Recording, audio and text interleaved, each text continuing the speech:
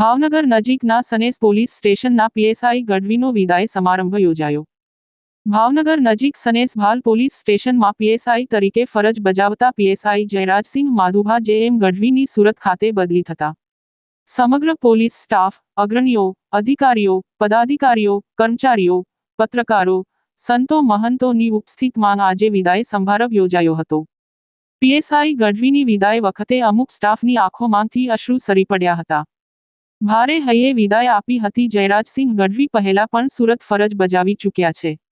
વડોદરામાં પણ સારી કામગીરી કરેલ। બગદાણા પોલીસ સ્ટેશનમાં ફરજ બજાવતા હતા ત્યારે અનેક કેસ ઉકેલી સરાહનીય કામગીરી કરી ભારે લોકચાહના મેળવી હતી। લોકોએ જણાવેલ મુજબ પીએસઆઈ ગઢવીની કામ કરવાની અલગ જ સ્ટાઇલ રહી છે। સંબંધ તમામ લોકો સાથે રાખે પરંતુ કાયદામાં કોઈ પણ બાંધછોડ ક્યારેય નહીં કરતા। બગદાણા પંથકમાં અનેક સેવાકીય પ્રવૃત્તિઓ કરી હતી। વિદ્યાર્થીઓ ગરીબ બાળકોને ડ્રેસ નોટબુક સાથે ફી પણ ભરી આપતા અને દરેક લોકોના દિલમાં વસી ગયેલા હતા।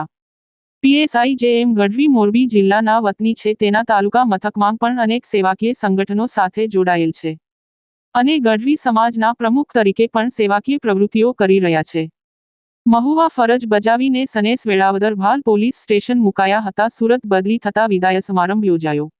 પીએસઆઈ ગઢવીએ એક વાતચીતમાં જણાવેલ કે અત્યાર સુધીમાં 24 વખત બદલી થઈ છે પરંતુ સિદ્ધાંત નથી બદલાયો। કાયદા વિરુદ્ધ ક્યારેય કામ નથી કર્યું અને એવું કોઈ કામ કરવા પણ નથી દીધું। ક્યારેય બાંધછોડ નહીં કરતા। 100 આરોપીઓ ભલે છૂટી જાય પરંતુ એક પણ નિર્દોષને સજા ન થવી જોઈએનું સૂત્ર સાર્થક કરતા પીએસઆઈ ગઢવી। રિપોર્ટ કમલેશ ઢાપા સાથે મથુર ચૌહાણ।